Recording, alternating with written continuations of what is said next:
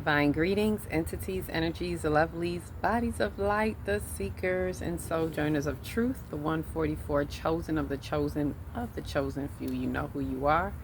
Greet you in the love that lights the truth from my heart to yours. I am Celestial Earth and this divine energy essence of it all. Did I just see a flower drop? Flowers are falling. Right, and I come to you. I just got thrown by that flower. I'm always, as usual, in the divine energy essence of it all, reporting to you live from nowhere other than the fifth dimension, 5D, in the place to be. And we are shifting as we saw the flowers are falling because what they thought was out there, those timelines are falling. But that's not what this video is about. This is the second video of a series of this full moon transmutation that I am working on, that I usually do in the workshop, and I'm sharing with you all because I'm not doing a workshop yet. Spirit is guiding me to share this in some way. So I'm sharing you bits of what I would share in a workshop. So today is the second day, and we are on our sacral, hence why I'm in my orange. Happy sacral solar plexus day. For those who have the calendars, you know that today is, being on a Saturday, it is really solar plexus day. As we're working on the full moon, it is sacral day. So it's a sacral solar plexus day, right? It's funny sometimes how these things line up.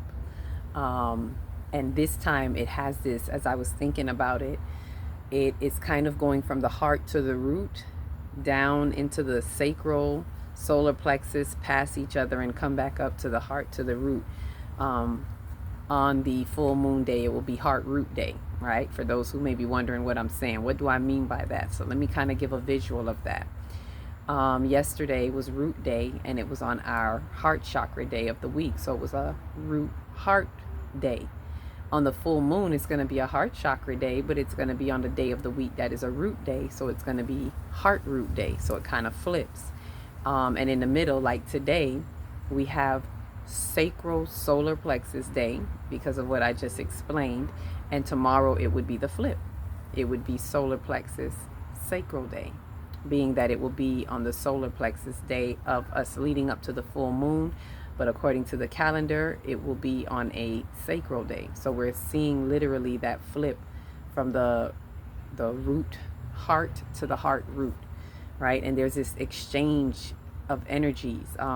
It's how I usually explain it if you've been in any of the workshops. There's an exchange of the energies through these energy bodies. There's something happening as well with that if we pay attention and utilize that. So, as usual, I bring you the news to infuse if you so choose to infuse, and if not, you can always refuse, but be prepared to be fried and on the grid. And I got out here as soon as I can. You see, I came when I had just a little bit of light and you literally can see the night coming down. I wanted to come in here earlier, but I'm not gonna lie, I was in my garden. Today was a day of really tuning into self and getting into the garden, which is the interactive work that I had explained of the root. Like when we're in the lower chakras, we're working in the earth as much as you can. So if you don't have a garden, I always suggest people to get a potted plant or go to a park, go somewhere where you can actually do some type of earthing.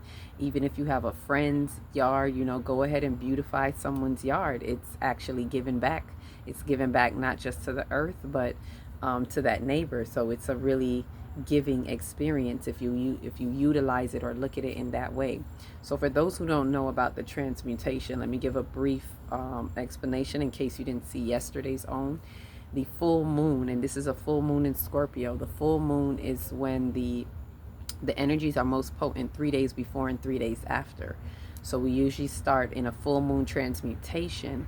We usually start from the root going up 3 days before on the root. Today's the second day, so we're on the sacral, leading up to the crown, right? So up to, on the full moon, we'll be at our heart, and then 3 days after that, we'll be on our crown going on up.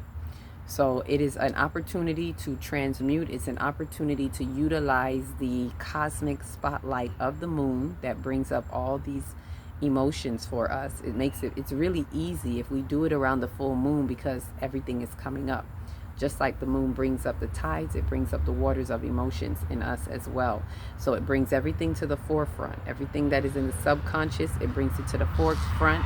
But it is up to us to pay attention to it. It happens to everybody, but a lot of times people get frustrated and they just suppress it some more, and they push it back, right? So this is an opportunity to ride that energetic wave. I usually say get your surfboard and let's ride this wave, right? I'd rather surf the wave than to be pulled under the undertow. And this is a major wave. This is a big one as well.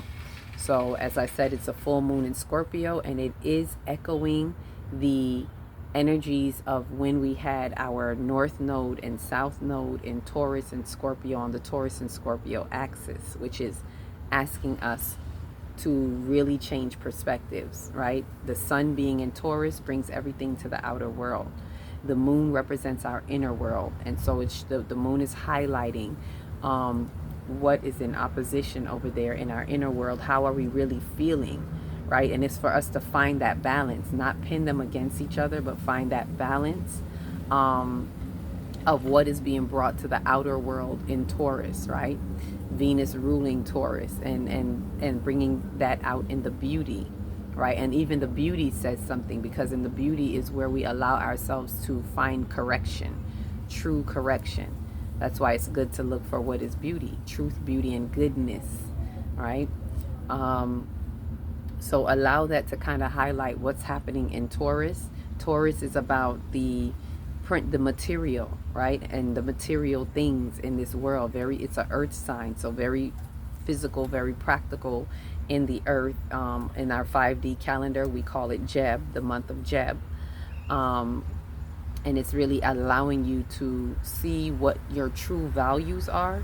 And that's what's being brought to the outer world. What is your true value? As we're in this paradigm shift and things are shifting, what do you truly value, right? How do you value possessions, material things, finances, which bring the material things, relationships, which is our material affection to one another. So how we look at relationships, right?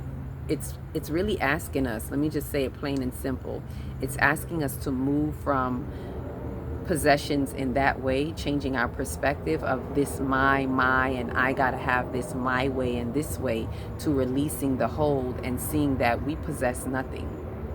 We possess nothing, and therefore we're not looking for any need. We have no need for anything. And it allows us to see the abundance, because if I don't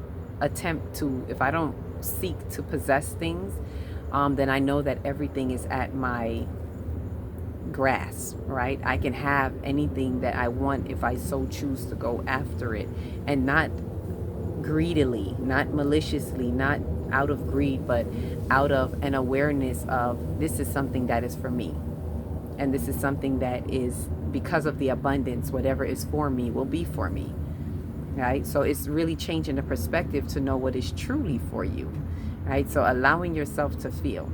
So that brings me back to, let's talk about the chakra, because I could get into this whole, I start to get 5D and start to talk about what's going on in 5D, but I really want to keep it focused on the sacral chakra.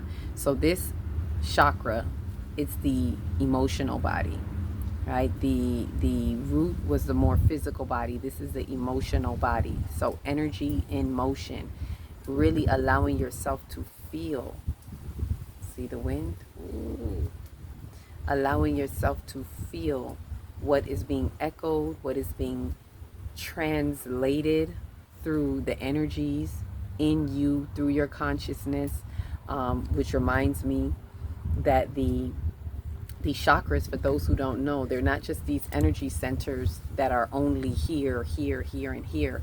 They are doorways into your consciousness. We must remember that. I feel like I have to remind us that we think of it in this way. Know it to be so in this way. It is a doorway.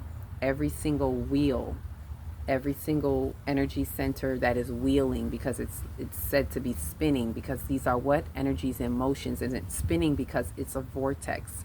It's a vortex or a type of portal into that particular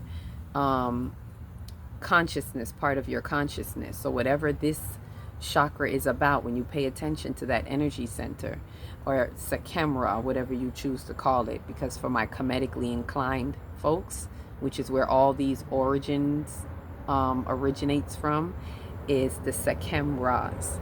So these energy centers, it's like a vortex, and it's really, the entrance is really in the back. It comes in, this is the opening in, and this is where it pours out.